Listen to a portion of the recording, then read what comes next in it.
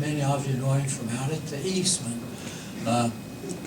maybe down at the Bridge Club too. He's a fantastic bridge player and a great researcher and presenter. Okay, Jack, would you come and give your talk on tell us all about the Louisiana Purchase. There you are. Well, it's so nice to see so many people interested in history at 9:30 on a Monday morning. That's great. And all of you folks that stayed up late last night watching the last episode of Downton Abbey, I appreciate you getting up and coming today to be here. I had a good example last week as to why we should get more young people involved in history. I was on my way to Johnson City, and I decided to stop in at the welcome station on the way. And this very nice young lady greeted me with a big smile, like you would greet all visitors coming in to the state of Tennessee. And I said, I'm just wanting to look around a little bit and see what's here. And I walked around, and all around the wall there were brochures and pamphlets of places to go and things to see. And I went back and asked her, I said, do you have anything here on the state of Franklin? And she looked at me rather piteously, I thought, and said, sir, this is the state of Tennessee. I guess she thought I was lost, but I tried to tell her that she was standing almost in the middle of what used to be known as the state of Franklin.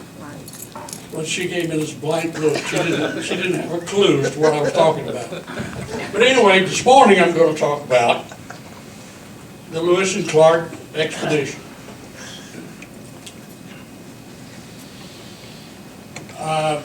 One of the things that we're going to have to do first is look at a timeline that shows you about where we are. Now, Ray mentioned the Louisiana Purchase. Well, the Louisiana Purchase hadn't quite come about yet.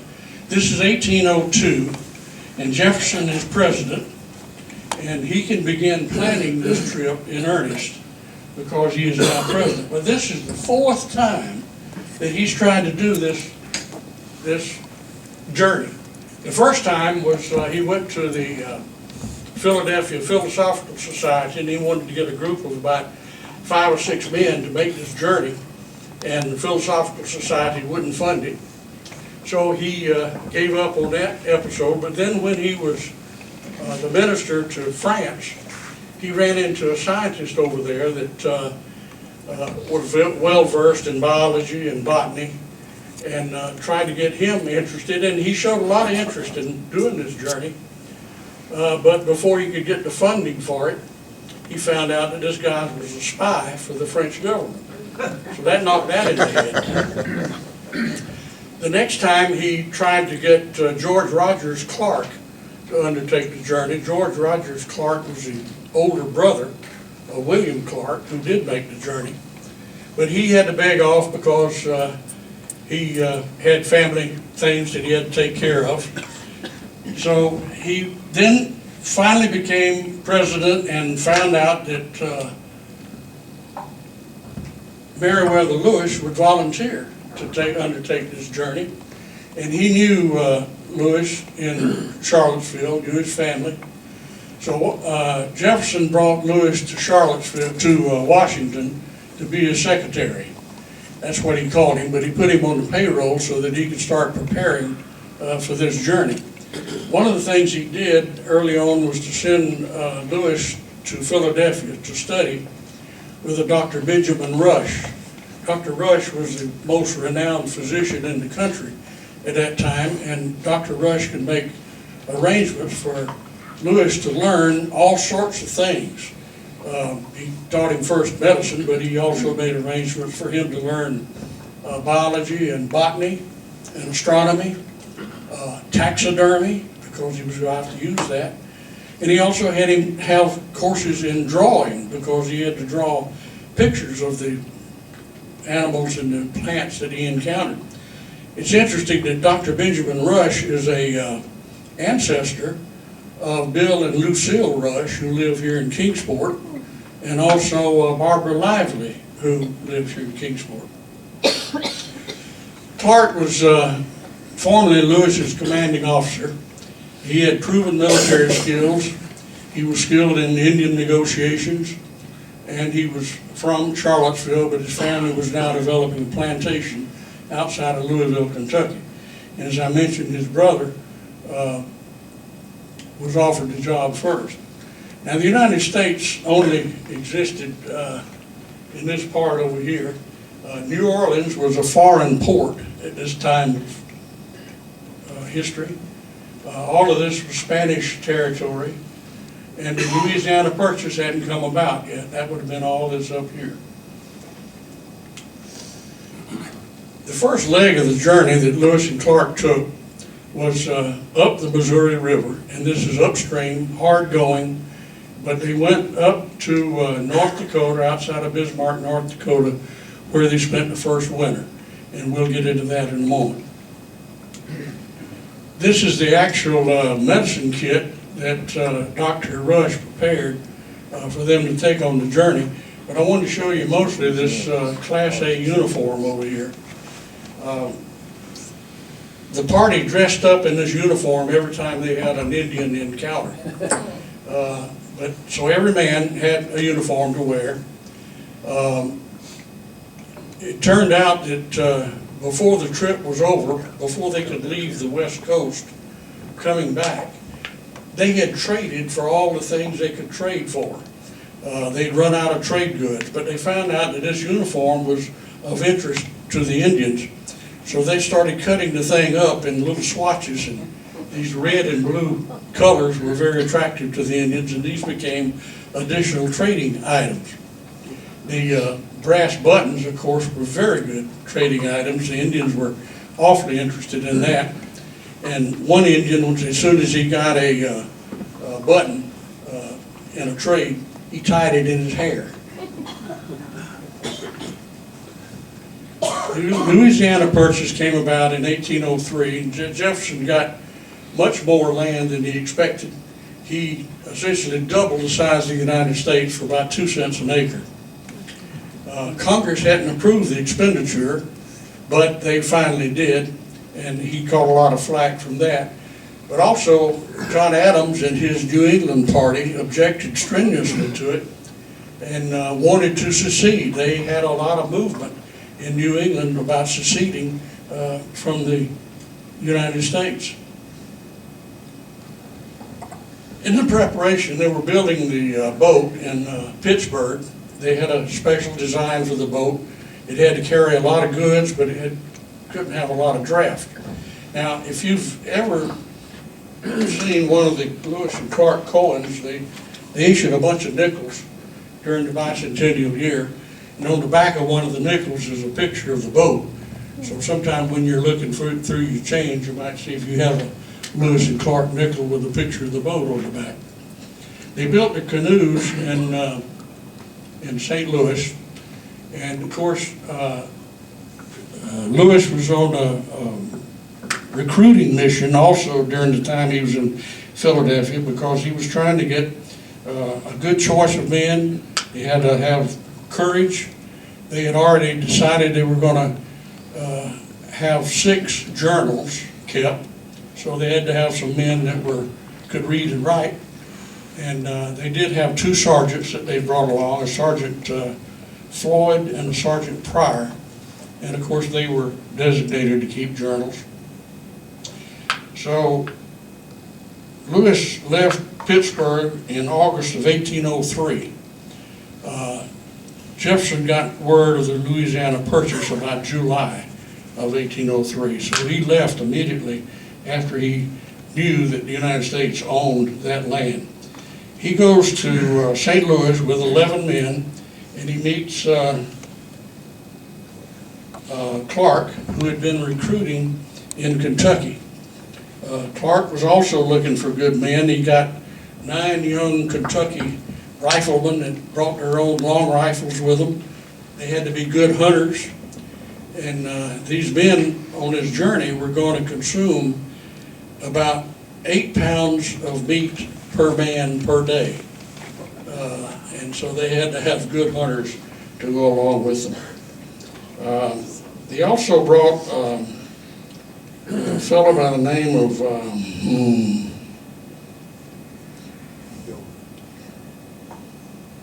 I can't think of his name now.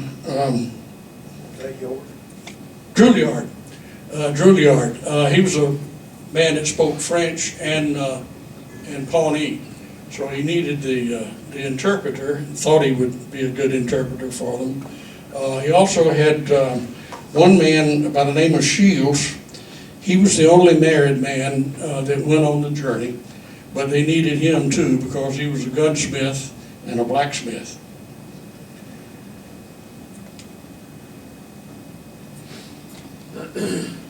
This is the total journey that they went on, just to have it fixed in your mind. They had the winter in St. Louis, a place called Camp Wood. They went up the Missouri River to winter with the Mandan Indians here outside of Bismarck, North Dakota. And then they went as far as they could on the Missouri River. Finally had to get out and go overland. They ran into the Snake River, which in turn ran into the Columbia River that went on to the Pacific Ocean.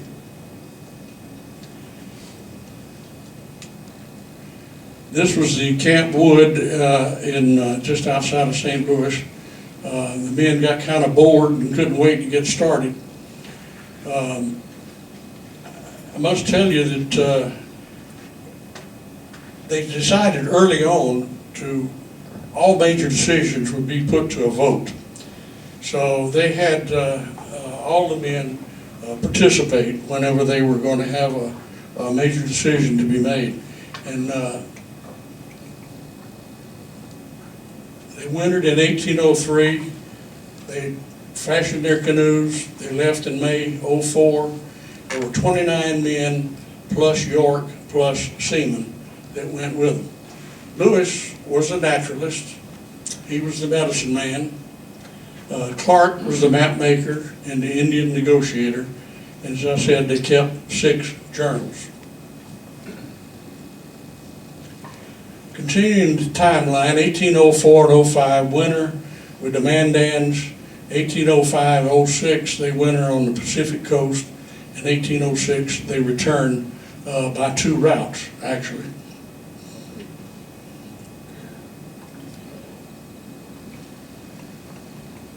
There was one death on the trip. Sergeant Floyd got a burst appendix, we think. He was buried here on the banks of the river. This is just outside of Sioux City, Iowa. And it's on the map today still as Floyd's Bluff. You see the men are dressed in their Class A uniforms getting ready to bury him. This also mentions desertion. There was one man that left the party, and Lewis sent a soldier back to get him and bring him back. And they did bring him back, and then they put it to a vote. All of them voted as to how they should punish the man. After Sergeant Floyd died, they also put it to a vote as to who would replace him as a sergeant. Now think about that. That's the only time a sergeant has ever been elected, I think, in the United States. They ran into a lot of animals that they hadn't seen before, the pronghorn antelope, and of course the prairie dogs. These prairie dogs, Lewis had to put his taxidermy skills to use because he had to stuff one and bring it back with him. The Mandan Indians were very friendly Indians, and it was a good thing they encountered them because they needed friendly people to spend the whole winter with up there in the cold weather of North Dakota. As I said earlier, along with them was York, who was Clark's boyhood friend and his slave. And Seaman was Lewis's large dog, and there are lots of stories about what that dog did on the trip, but I'm not going to go into those today. The Mandan Indians lived on one side of the Missouri River, and the Hidatsa Indians lived on the other side of the Missouri River. They had a kind of a common heritage and kind of a common language, but they didn't get into each other's territory. The Mandan Indian nation in that area was made up of a whole lot of small communities. The population of the Mandans at that time was greater than the population of St. Louis. There were about 6,000 people in St. Louis at that time, and there were more Indians in this winter camp than there were in St. Louis.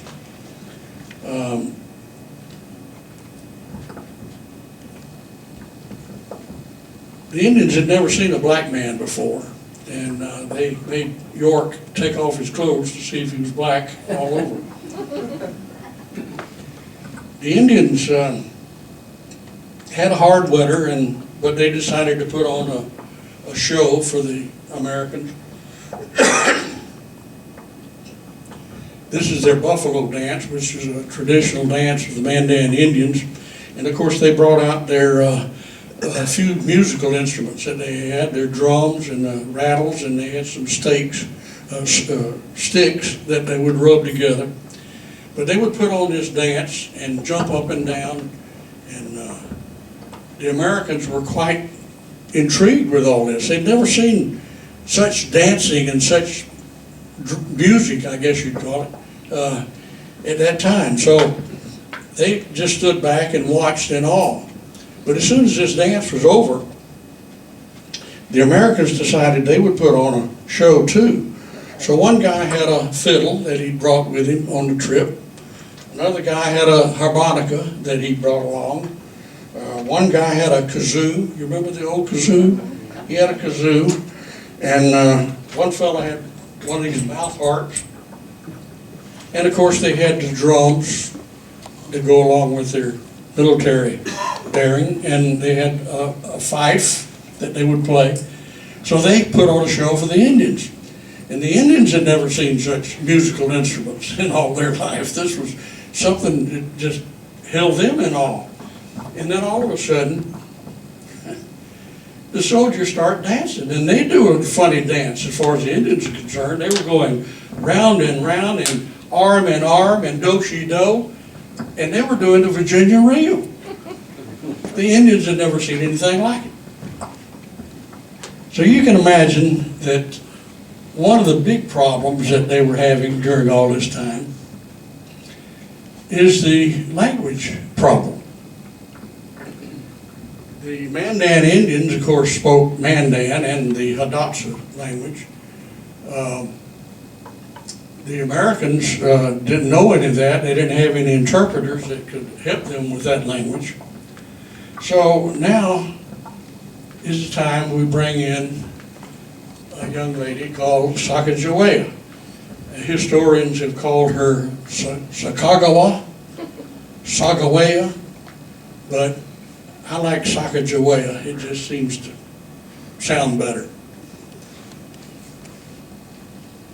SACAJAWEA had been captured from a snake tribe on the Snake River. Actually, she was a member of the SHOSHONE nation. It's almost like an episode out of a movie. This Indian from the Hidatsa nation rode up on a horse, swept her up in his arms, and captured her and took her away. Eventually, he sold her to the Mandan tribe across the river, and she, as a young girl, met Charbonneau, a French trapper who had been living with the Mandan Indians for several years. She became his wife. Of course, Charbonneau spoke French. He had also learned to speak Mandan, and of course, SACAJAWEA could speak Shoshone and Mandan. And Charbonneau could help with the translations to the Lewis and Clark party by speaking to Drouillard, who had been recruited, and he could speak French and translate it to Lewis and Clark in English. So you can just imagine how this had to go backwards and forwards with all these translations. Nobody knows exactly what SACAJAWEA looks like. There's been many images of her. You can notice here that this is spelled with a G, and before I spelled it with a J. I prefer the J because that's the way the Shoshone spell her name. There's been so many images of her over the years. Most of them have shown her with holding her baby. And when the SACAJAWEA dollar came out a few years ago during the bicentennial, this dollar coin increased the number of images that had been put out of her tremendously.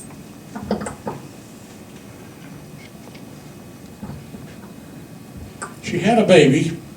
She named it Jean-Baptiste. She had a very difficult birth, and one of the things that the Indians had as a way of handling this difficult birth was to grind up some snake rattles and have her drink it as a broth, and that would make her labor so much easier. Well, they did that, but there was also the story that Lewis had always worn, when he wasn't wearing his Class A uniform, he always wore a very multicolored blue turquoise beaded belt. And SACAJAWEA admired that belt tremendously, and she was always looking at it and wanting to touch it. So when she was having this very difficult labor, Lewis goes over and lays the belt across her stomach. She grabs it, pulls it up close to her, and pretty soon she gives birth. A fine boy. With a little help from rattlesnake rattle, SACAJAWEA gives birth. The little baby, in those times, the firstborn child was called Pomp, P-O-M-P, Pomp. And Clark took a liking to this child and kind of nicknamed him Pompey. And so that's what all the rest of the group called him, was Pompey. Incidentally, the group called SACAJAWEA Janie.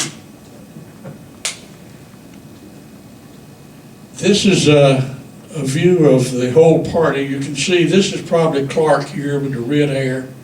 This is York. This is probably Charbonneau, the trapper. And of course, SACAJAWEA and the baby. They had to do a lot of preparation in carrying all the goods that they had to carry. They had a lot of wooden boxes like this. Many of them contained tobacco, because all these people used tobacco in one form or another. So they had a lot of wooden boxes of tobacco, and other things had to be packed in certain ways. This is a little canister of a lead container that held gunpowder. When the gunpowder was used, they could melt the lead container down and make rifle balls out of it. They encountered some grizzly bears and some brown bears that they'd never seen before, and there's several stories in the journals about close encounters with these bears. Now they're beginning to get close to the so-called Stoney Mountains. That's what they were called back in those days.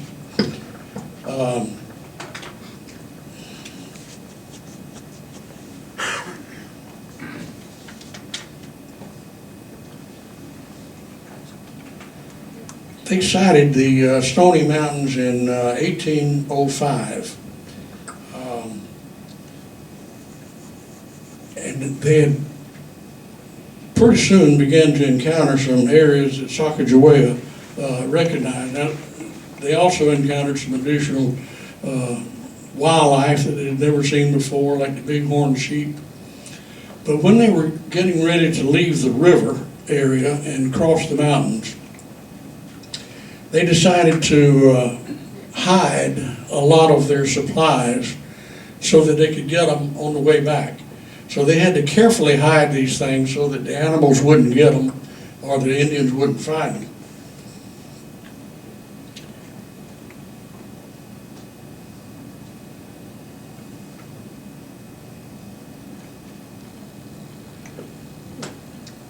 As I said, the hunters had to be very skilled because they had to provide a lot of meat.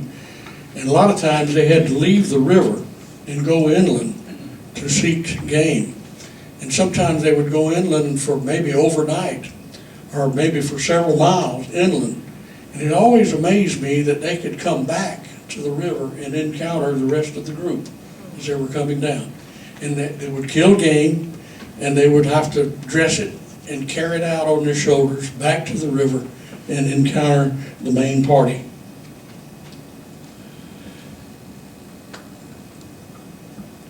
The awesome fanfare. There was 39 encounters that Lewis and Clark had with the Indians. Every time they had an encounter, they would go through pretty much the same routine. They would dress up in their Class A uniforms. They would get on shore and they would get lined up like a military group would. They would get the drum going and the fife playing, and then they would march in cadence into the Indian camp. And of course the Indians, would see them coming in, and they would look at these people and they say, why do they want to walk so funny like that? And then a soldier would go over to a tree and he would throw a rope over a limb and pull the flag up. And the Indians would sit there and say, why do they want to pull a piece of cloth up in a tree? They couldn't understand this. But Lewis would also hand them a large medal, hand the main chief a large medal. It was called the Jefferson Medal. They had a whole bunch of these made with Jefferson's image on one side and an Indian and a soldier shaking hands on the reverse side. But this medal was always given to the head chief. You know, the Indians had a lot of chiefs, but it was one head chief, top chief. It's like today's business, I guess. We got a lot of managers, but we only have one top manager. Anyway, the head chief would get this medallion. Several of them have existed or still exist today. I'm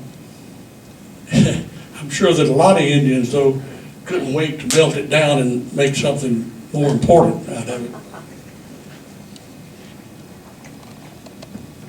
In addition to this fanfare of going in and demonstrating to the Indians, they would also, on occasions, demonstrate a little cannon. They had a little brass cannon on the bow of the boat, and they would show this, demonstrate this cannon from time to time. But most effectively was the air gun of Lewis and Clark. Now, folks, this is 1804, and they've got an air rifle. Have you ever heard of that? They've got an air rifle. Well, it turns out that this air rifle was actually mass-produced for the Austrian Army about 1790. There few of them made it to the United States, but this gun has pretty much disappeared. But in my opinion, this is probably the most important gun in American history, but it's so little known about it. This gun had a chamber went along the barrel. The barrel was rifled so that the ball would spin and give it more accuracy. But this gun had a barrel underneath this rifle that contained 20 45 caliber, 46 caliber lead balls. This little chamber here could insert a lead ball into the rifle. This stock was the air chamber. It would hold 80 pounds of pressure. Now put that in perspective, your tire holds about 30 pounds of pressure. This thing had 80 pounds of pressure in it. It had a check valve right here that would let so much air come through and fire the ball.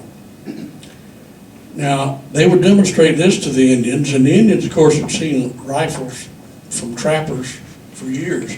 And the rifles they knew had a big loud bang, and then the soldier had to pull out his ramrod and pack down more powder into the barrel and put in a flint and fire the gun again.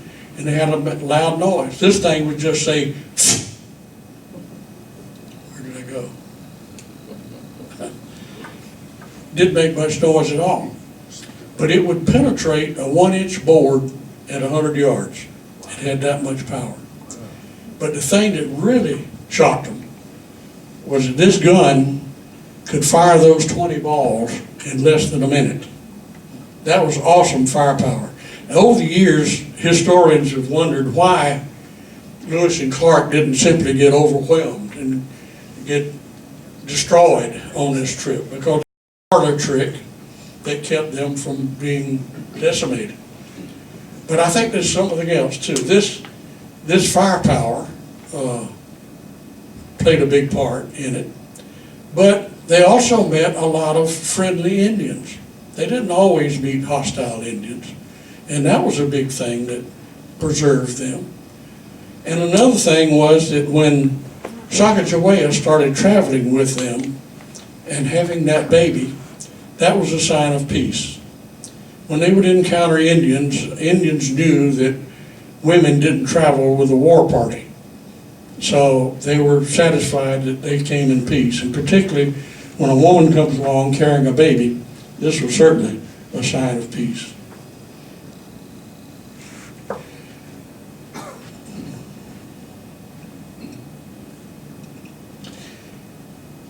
They'd left the river. Now they need some way of transporting their goods. They're still carrying a lot of goods, and they need some way to transport themselves and their goods, so they need horses. They knew that the Shoshone were in this particular area that they were in, and the Shoshone were kind of standoffish. They would elude them as much as they could. SACAJAWEA began to recognize landmarks that she'd seen as a child. In fact, it's thought that she pointed out the way through the Rocky Mountains, which today is known as the Bozeman Pass. The chief of the Shoshone tried to get his people to stay away from this party when they were traveling close together. And the Shoshone, of course, were known for good horse trainers and experts. It was her tribe. The chief didn't want to have anything to do with them until one of his Indians told him that this party was traveling with a woman. And he thought, well, maybe I better find out what's going on. And particularly when they told him she was traveling with a baby. So he goes in to meet, and would you believe it, this is his sister. SACAJAWEA's brother had succeeded his father as chief of the Shoshone, and so they meet, and of course they recognize each other. But this was a great contribution that SACAJAWEA could make to this whole party, because now they're willing to trade horses, trade for horses. And of course this is SACAJAWEA standing back here, and this is the chief of the Shoshone embracing Lewis, and Clark standing back here. They now get with horses closer to the Columbia River. They first encounter the Snake River, and it goes into the Columbia River. But out there is a place where the Clearwater River and the Snake River come together. And today there's a city on each side of that river at that junction. One is called Clarkston and one is called Lewiston. As they're going down the river, they begin to encounter starvation. The game was not very plentiful. If you've ever been in that part of the country, a lot of the land on each side of the river is sort of like tableland.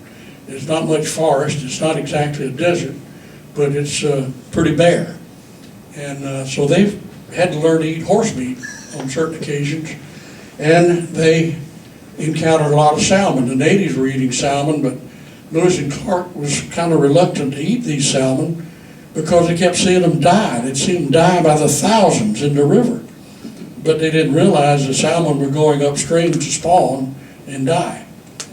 But they did eat them because they needed to eat them. They also encountered some tribes that raised dogs for food, and they ate dogs. Some of the party really seemed to like dog. They also encountered some settlements along the way that had been abandoned. And they tried to find out why were these permanent settlements that the Indians had built, why were they just abandoned? Well, it was because they were infected with fleas. The place was just covered with fleas, and the Indians would just leave, leave the fleas. They would see Indians sometimes just jump into a river with their clothes on, just not to take a bath, but to get rid of the fleas. And as they got further down the Columbia River, they began to see red-headed kids and blue-eyed kids, and they knew that some ships had come down and anchored and had had some dealings with the Indians because these red-headed kids and blue-eyed kids were showing up. Now they're going to get pushed to the Pacific. They're in the Columbia River, and the Columbia River is going downstream at this point, so they're moving pretty fast. Now, I want you to think for a minute, though, that this Columbia River, with all this massive water, is trying to get to the ocean. And several times a day, that ocean is bringing its tides back this way. So when the two hit, that is some choppy water, let me tell you. Gene Archer and I went salmon fishing out there in that area, and I've never seen some turbulent water in my life as where those two things meet. And Gene's an old retired Navy man, and I don't think he's seen turbulent water like that either.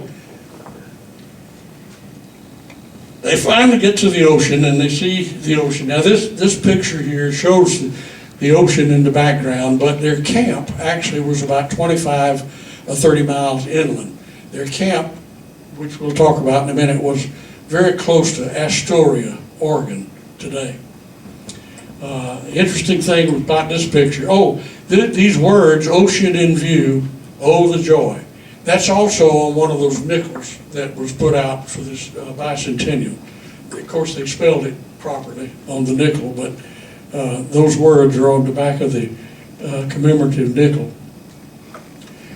This picture shows these men working diligently. They had 3-man teams that worked 24 hours a day, boiling seawater. You see here 5 pots set over this stone furnace. They kept a fire going in here 24 hours a day, boiling seawater to get salt. Now, of course, the Indians are sitting here looking at these crazy Americans trying to boil away the Pacific Ocean. But they didn't understand that. But anyway, when they got enough salt, the crew would take it back into the main camp and be replaced by another 3-man crew to continue boiling the salt.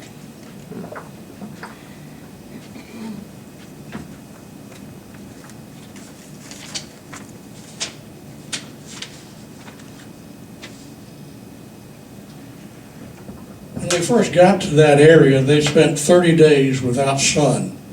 The moisture was very thick, the overcast was there all the time, and it was just a wet place that they had to endure.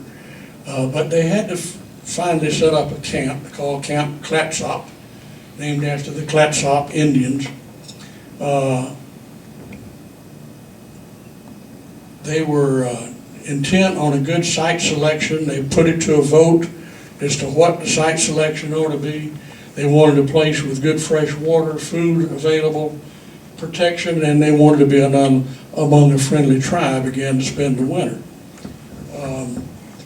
The site selection was finally put to a vote, and SACAJAWEA had a vote in selecting the site that they were going to use. Now, we're going to go to the return trip. They're leaving the West Coast, and on the way back, they're going to split up and come back by 2 different routes. Clark is going to come down the Yellowstone River back to intersect with the Missouri. And during his trip on the Yellowstone, he encounters a great big pile of rocks in the middle of the stream, just a tower of rocks. And he names it Pompey's Tower after the baby. And that's on the maps today, is Pompey's Tower. This is the route back down up the Columbia now, and then overland, and here where the Yellowstone intersects the Missouri.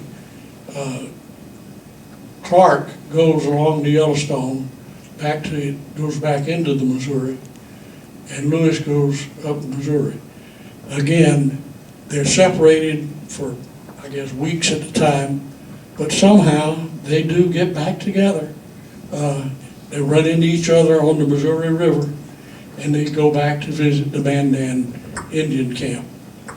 Now, when they get to this point, this is where they buried some of their supplies on the way out, so that they could come back and pick them up, and lo and behold, they find them, and they start unpacking the stuff. And I mentioned those boxes that had been used to pack tobacco. Well, of course, they were out of tobacco long ago. They didn't have anything. But when the soldiers got to those boxes and they smelled the tobacco that was still in the wood, they tore the boxes up and started chewing the wood just to try to get a little flavor of tobacco. They talked the Mandan chief into coming back with them, and they wanted him to come back and meet Thomas Jefferson. And he did. He came back with them to Washington.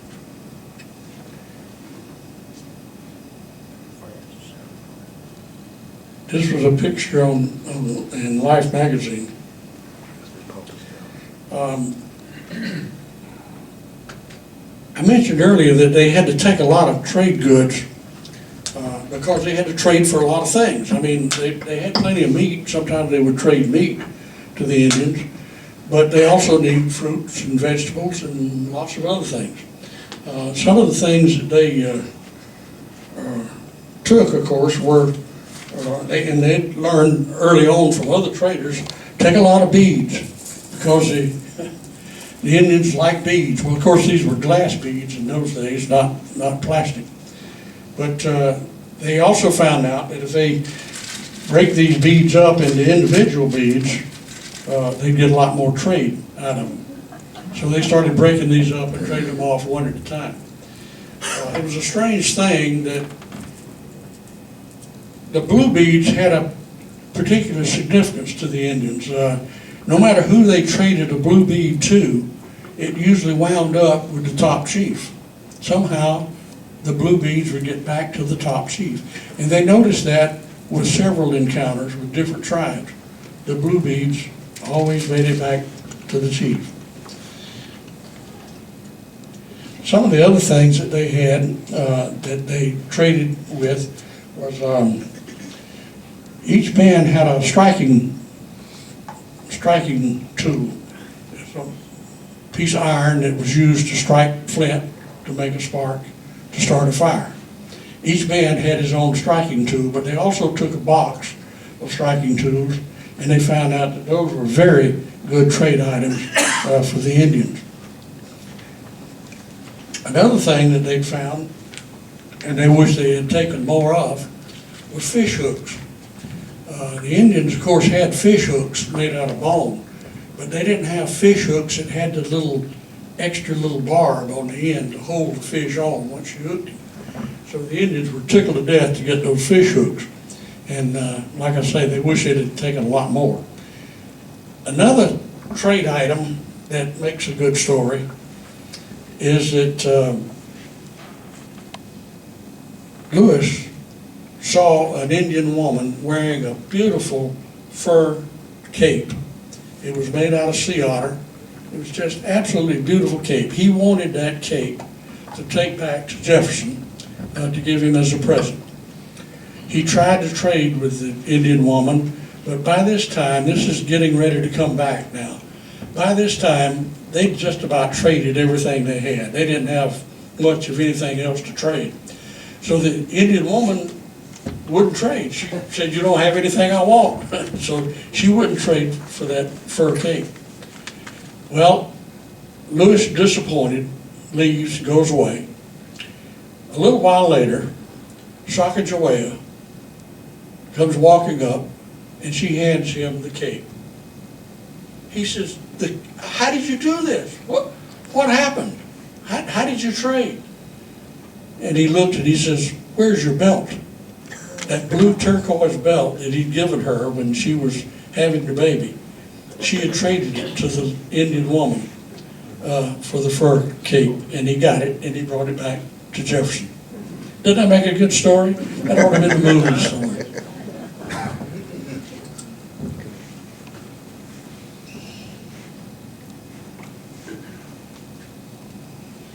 Okay, the journey's ending. They're coming back down the Missouri River. They're traveling pretty fast now because they're coming downriver. And this is September 23rd, 1806. They've been gone 2 years, 4 months, and 9 days. 8,000 miles traveled, 122 new animal species identified, 223 specimens forwarded to Washington, and now they're beginning to see cows along the shore and houses along the shore, and they know they're getting back pretty close to St. Louis. So, at this point we have one casualty. Sergeant Floyd died. There was one deadly encounter. There was one Indian killed through a battle. Lewis actually was shot once by his own man. He mistook him for a bear, and he was shot, but he recovered all right. There were more monuments and images of SACAJAWEA than any other American woman.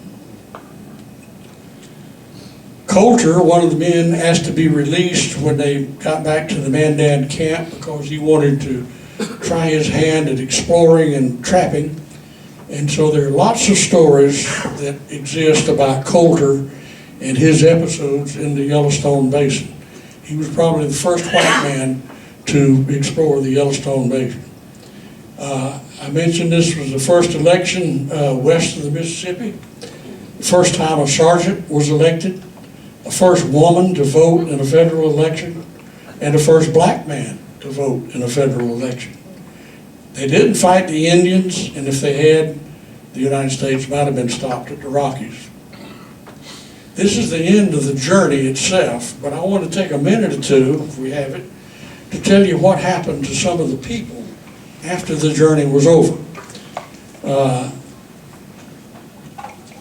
Lewis was 29 at the start of the journey. He died on October 11, 1809, just outside Nashville, Tennessee.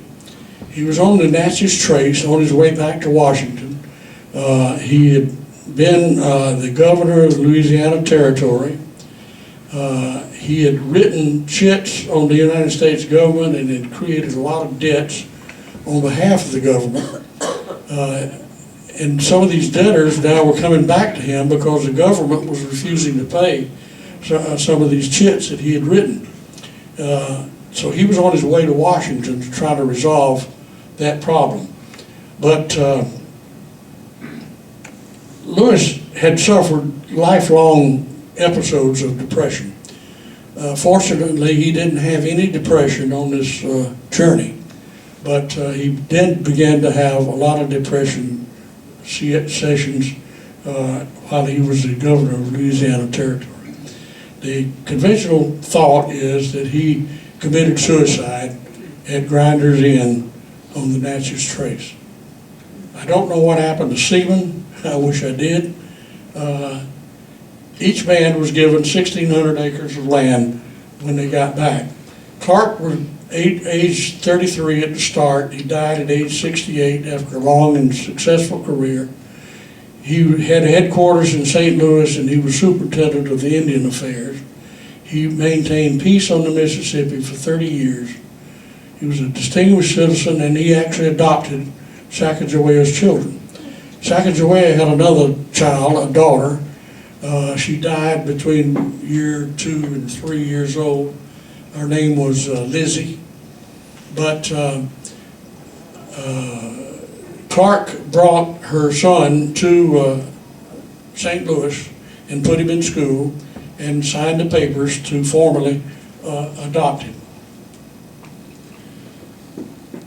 His daughter died at an early age. John Baptiste, after studying in St. Louis, just went back to the Mandan tribe to try his hand as a hunting guide.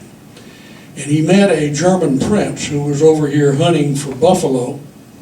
And the German prince asked him if he'd like to go back to Germany and learn something of European culture, and he did. He went back for several years.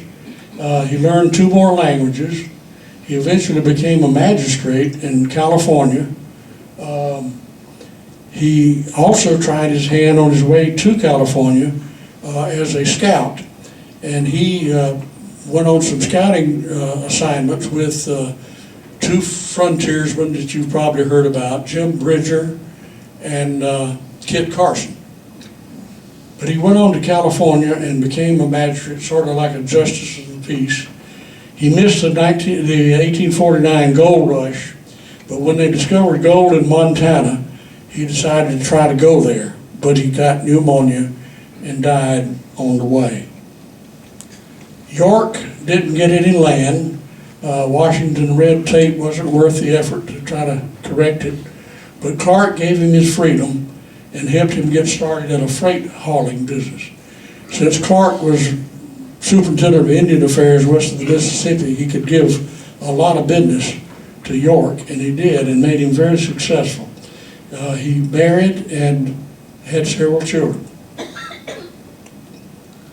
Clark's son was named Meriwether Lewis Clark, and his son, his grandson, was named Meriwether Lewis Clark Jr. They ran a family plantation outside of Louisville, Kentucky. His grandson was interested in horses and became a horse breeder, and he and a bunch of friends who were in the horse business decided to build a racetrack. They named it Churchill Downs. Churchill was his mother's maiden name. They selected one race out of Churchill Downs that eventually became known as the Kentucky Derby in 1875. So that's what happened to some of the people after the journey, and I thank you for your time.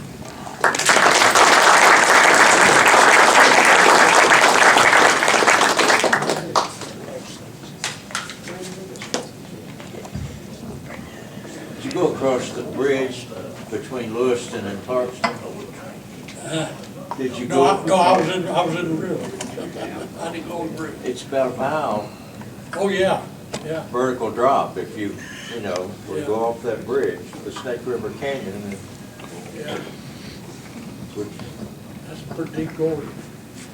Ray, you want to do this? No, questions? I ask our expert speakers some of those questions. Yeah, one of those pictures that where you had a whole it looked like they had some long pigtails that stretched to the ground. Did they? Some of the soldiers No, Indians. from the Indian pigtail, I don't know. I didn't pick up on Did you pick up? Use that mind. Bill was asking about the long pigtails that some of the Indians had, but I didn't pick up on that. I didn't notice, didn't have anything to say about it.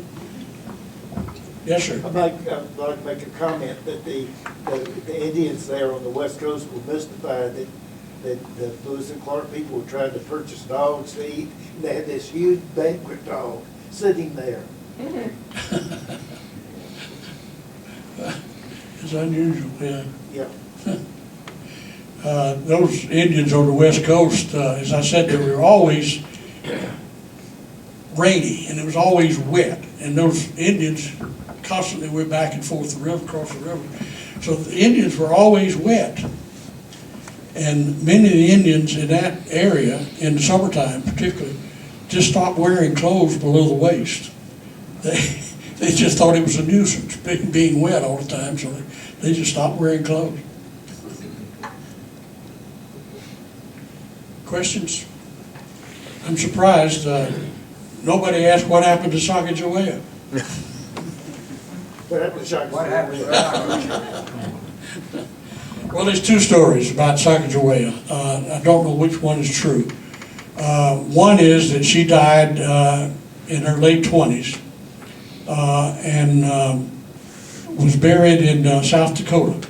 And a lot of historians have researched that, and they claim that that's where the SACAJAWEA's burial site is in South Dakota. Another bunch of historians dispute that, saying that that was not SACAJAWEA, that was Charbonneau's other wife that was buried in South Dakota. And this one group that researched her history said that she actually lived to be almost 100 years old. She left Charbonneau, she went to Oklahoma, married a Chiricahua Indian, had several children by him. I think she outlived those children.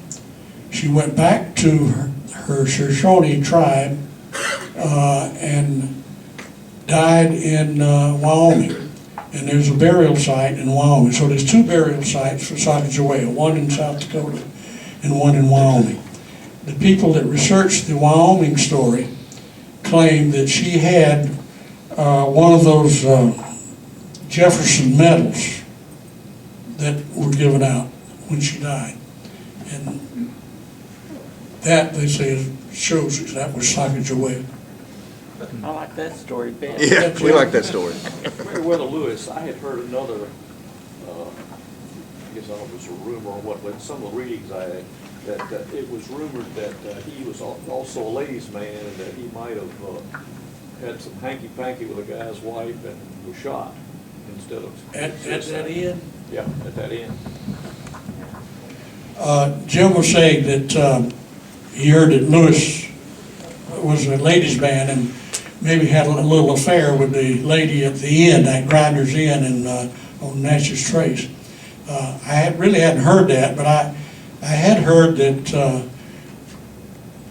a lot of people disputed the fact that he'd committed suicide, that some think he was killed rather than committed suicide. Yeah, I was in Williamsburg and they had these reenactors, and one of the guys who's great, if you've ever been to Williamsburg, does Thomas Jefferson.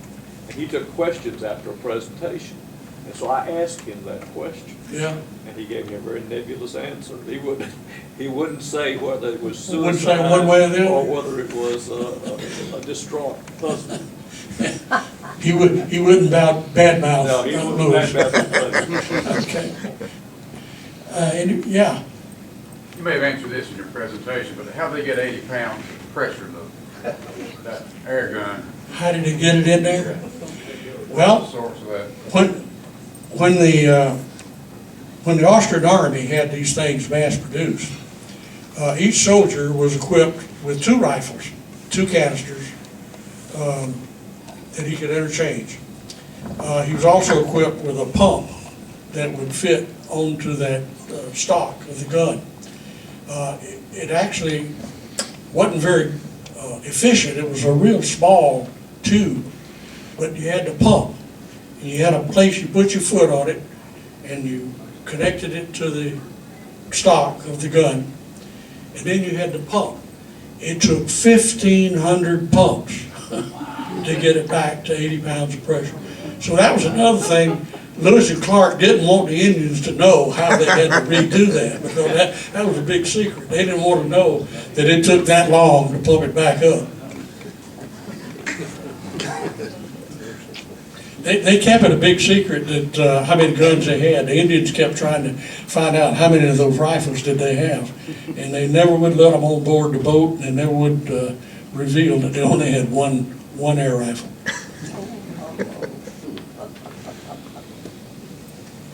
Excuse me, I got 2. Let me get this lady first. When they came back and separated, why did they separate? Did they want to just see more land or something? They just wanted to do more exploring because they had learned from the Indians that the Yellowstone connected back to the Missouri. So they just wanted to do more exploring, learn more about the area. They did a lot of mapping, and they did a good job of mapping. Yes, sir. What happened to the Indian chief that went to Washington? I don't know the details. He did go, he met Jefferson, and he did go back to the Mandan tribe. Okay, so he did go back. Yeah, but he was a nice, friendly Indian. He embraced them very well. He sent a bunch of his Indians out with the Lewis and Clark group to hunt buffalo at 35 degrees below zero. But he sent the Indians out to help them hunt buffalo. Yes, sir. There were many times, I guess, they had to portage past the rapids. How'd they do that? Reported what? Portage past rapids. You're around Oh, rapids. oh, yeah.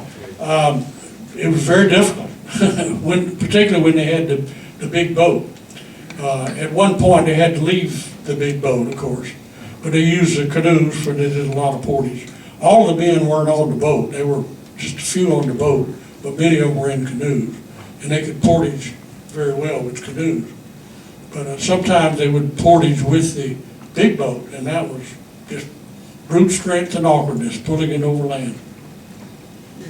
Jack, when they separated and met back there, was they meet about the same time or 2 days?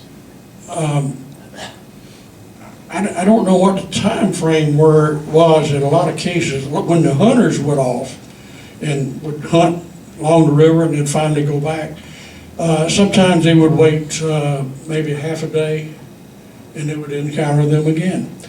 When Lewis and Clark split and Clark went down the Yellowstone, it took them 2 days before they actually met back up again. They were looking for each other for 2 days. But that's not bad, is it? That was pretty good. Yes, sir? Did you get to see Clark's inscription at Poppy's Pillow? No, I didn't. I got to see it. It was closed when I did my trip. Yeah. But there was nobody there, so I just went on the property and walked up, got to see his inscription. Well, how about that? That's the only physical evidence Yeah. of the trip. Yeah. It's on the landscape made Yeah. of them. Yeah. If y'all didn't hear that, he said that he had seen the inscription on Poppy's Tower. He violated what restrictions? Were you restricted from going on the land? It was closed, and it's the locked fence, but Oh. I could see Pompey's Pillow, and I walked a mile and a half there Yeah, yeah, to get there. This was in early April, so everything was closed down. yeah. Okay. Thank you. I'm kind of dry. I need some water. Yeah, Rudy? Unrelated question, which was the old native man that you? Gene Archer sitting right back here. It was me. Also, okay, but I'm older than you are. I say, I'm much older than you. I might tell you, Gene and I did catch salmon, but it was rough water. That's right. And no barbed hook either. And no barbed hook. Had to keep the line tight. That's right. Ray, I'm past time. Okay. Give him a big hand. Wasn't that interesting?